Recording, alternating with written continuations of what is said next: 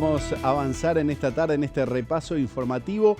Se los adelanté antes de la pausa. Vamos a abordar el tema del proyecto Neptuno en Arasatí, departamento de San José, porque en esta reunión de transición que hubo en el gobierno, este tema estuvo sobre la mesa, mientras que en las afueras de la Torre Ejecutiva había una movilización en contra de este proyecto que se quiere llevar a cabo.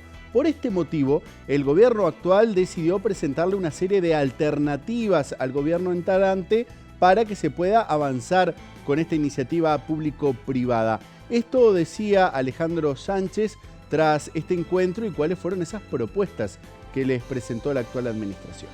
Y lo que estamos haciendo con el gobierno actual es actualizando información, en donde lo que tuvimos es una muy buena reunión, en donde se nos proporcionó más información, más elementos y algunas alternativas que podrían tener el proyecto en base a este diálogo que estamos construyendo para ver si eso implica o posibilita levantar las observaciones que nosotros tenemos. Pero nosotros hemos sido claros en la reunión que hemos tenido, y el gobierno actual lo sabe y ustedes también. Nosotros tenemos una posición y nosotros comenzamos a gobernar el 1 de marzo y el gobierno actual gobierna hasta el 28 de febrero. ¿El gobierno actual dice que va a seguir con este proyecto, que va a firmar las obras, la construcción? Ustedes han escuchado al actual presidente de la República, que ha dicho que él tiene la firme convicción de avanzar. Nosotros hemos sido críticos con el proyecto, valoramos esta instancia en donde se presentan algunas alternativas a algunos de los aspectos que tienen que ver con el proyecto en sí, que vamos a valorar, que vamos a estudiar, que vamos a seguir intercambiando y que seguiremos dando nuestra opinión. ¿Las alternativas son manteniendo el proyecto? Son alternativas al proyecto, es decir, el proyecto tiene modificaciones, tiene varios aspectos. Hay aspectos que tienen que ver con el polder, hay aspectos que tienen que ver con la toma, hay aspectos que tienen que ver con la gestión, hay aspectos que tienen que ver con el modelo de negocio, para decir algunos de los que nosotros hemos cuestionado.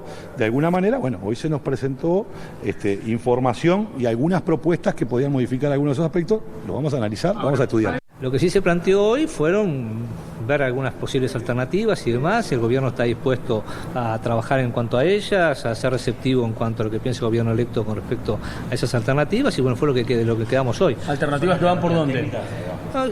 Van que nada, alternativas a lo que es el polder y demás, con lo cual ustedes ya saben más o menos lo que se ha manejado, pero bueno, ahora que está en consideración del gobierno electo el hecho de que bueno, ya se llevan las alternativas que podíamos manifestar. Ahora, en cuanto a plazos, entonces, ¿qué queda? Ustedes firman, pero esas alternativas se analizan porque la construcción empieza en el gobierno que viene. Como si el tema de la firma y demás, obviamente está en la órbita del señor presidente, que ya dijo el día que lo va a firmar, bueno, él dirá cuándo, pero sí me parece que estaba buena esta reunión para justamente el gobierno electo tuviera la oportunidad de tener la información de primera mano de parte nuestra, para efecto evaluar las posibles alternativas o no que tenga el proyecto. Es reducción del... firmar tantas vueltas? ¿Por qué no lo firman de una vez? Me parece que es un tema serio, es un tema que tenemos que, obviamente el gobierno está dispuesto a ser receptivo a que el gobierno electo haga sus formulaciones, y me parece que eso está bueno. Estamos hablando de una política importante, una política de agua, una política que tiene que ser de Estado. Me parece que el tiempo que nos tomemos no significa nada en contrario, sino simplemente viabilizar la solución posible. Decidimos, junto con el nodo acá Neptuno No, convocar a más de 150 organizaciones. Nos ayudaron a hacer la carta para entregársela al presidente, sabiendo que hoy es la transición. Sabemos que está la empresa privada en una transición en la torre ejecutiva. ¿Qué hace la empresa privada si está la medida cautelar, si está el juicio? ¿Qué hace el presidente diciendo que va a firmar? ¿Por qué no espera el juicio? ¿Por qué no espera la medida cautelar? Si ellos nos sacaron, nos sacaron un juez, es importante. No quisieron que la firma esté al libre albedrío para estar hoy acá. Se oponen a que sea en ese punto, me decían que en realidad están en contra del proyecto en general. Nosotros desde el momento 1 estamos en contra de todo el proyecto, pero por la privatización del agua, por el agua que va a tomar Montevideo, por la mala calidad, por la plata que va a gastar el Uruguay con esta firma. Esta firma le cuesta millones al Uruguay. El Uruguay no puede fomentar, la OCE no tiene de dónde sacar, de dónde endeudarse 25 años, porque sí, porque el presidente dijo, vamos a firmar. Claramente este tema va a seguir dando que hablar. Está previsto que la semana próxima el gobierno entrante reciba a los movilizantes, bueno, para escuchar sus argumentos. Pero dejemos este tema atrás y hablemos del tema seguridad, porque esta semana también hubo reuniones de transición entre Nicolás Martinelli y Carlos Negro, quien va a ser el futuro ministro del Interior. También esta semana el gobierno presentó las cifras de delitos al cierre del 2024. Según los datos oficiales, bajaron todos los delitos. En el delito que hubo una menor baja, fue alrededor del 1% nada más, es en los homicidios. Y sobre este tema habló el ministro Nicolás Martinelli y dijo que están en una meseta. Primero es tener paciencia. Una vez que llegás a los niveles que tuvo Uruguay, de una tasa del 12% cada 100.000 habitantes en su pico en 2018, después el trabajo de lograr bajar el nivel de homicidios es mucho más difícil, es mucho más cuesta arriba. Esto no lo digo yo, lo dicen diferentes trabajos académicos a los que hemos tenido oportunidad de acceder. Entonces, ¿cómo abordás ese trabajo? Y con múltiples proyectos y con trabajos interinstitucionales. O sea, no es solo trabajo de la policía, nosotros lo venimos diciendo hace tiempo, por eso lo del enfoque dual. No alcanza con lo que la policía puede hacer en materia de homicidios. Los homicidios son muy difíciles a veces de prevenir o de prever. Uno no puede tener un policía en cada casa, en cada esquina, en cada bar, en cada restaurante, donde se suceden los diferentes hechos. Y muchas veces la policía llega cuando la sangre ya está en el río. Entonces, por eso es muy importante todo el trabajo previo en materia de prevención. Y ahí es donde entran a jugar un factor muy importante otros organismos, como tiene que ver la educación, como tiene que ver la salud mental, la atención de adicciones, la atención de las drogas. Y en ese sentido, nosotros hemos trabajado muchísimo tanto con el Ministerio de Desarrollo Social, en brindar oportunidades dentro del Instituto de Rehabilitación, como con otros organismos del Estado en el mismo sentido. Desde el Ministerio, por así decirlo, porque en realidad es un proyecto BID, que nosotros siempre hemos intentado separarlo del Ministerio, tenemos el programa Barrios sin Violencia, que apunta específicamente a reducir los niveles de violencia en los barrios. Es un programa que recién tiene 6 meses. Yo creo que está dando buenos resultados. A veces es muy difícil medir los resultados porque es muy difícil saber qué es lo que los chicos que trabajan en los barrios lograron evitar.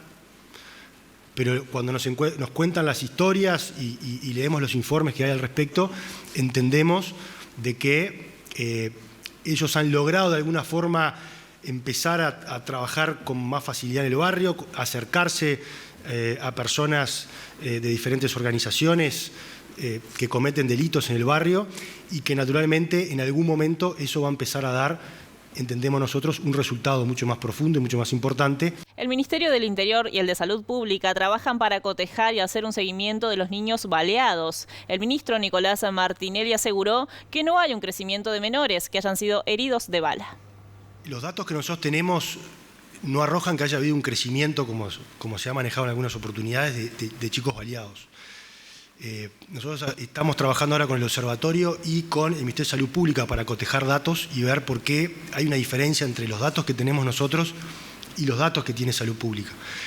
Preliminarmente, lo que nos han dicho, repito, falta todavía finalizar ese trabajo, es que en Salud Pública a veces cuentan doble el ingreso de un niño que va o un adolescente, porque cuentan cuando el chico ingresa para ser atendido y después lo cuentan nuevamente dentro del mismo mes si el chico va a hacer una curación o una sanación de esa misma herida. No te olvides que también a veces ingresan muchos chicos baleados por manipulación de armas y que es simplemente un tema accidental, pero lo que tiene que ver con lo que supongo que tú preguntás, nosotros no vemos que haya un incremento. Parte de la conferencia de las autoridades del Ministerio del Interior se centró en destacar que la cifra de homicidios se mantiene estable. Hubo 377, 4 menos que el año anterior. Salvo los años de pandemia, hemos logrado, como lo hemos dicho en varias oportunidades, mesetear los homicidios, sobre todo en los años 2022, 23 y 24,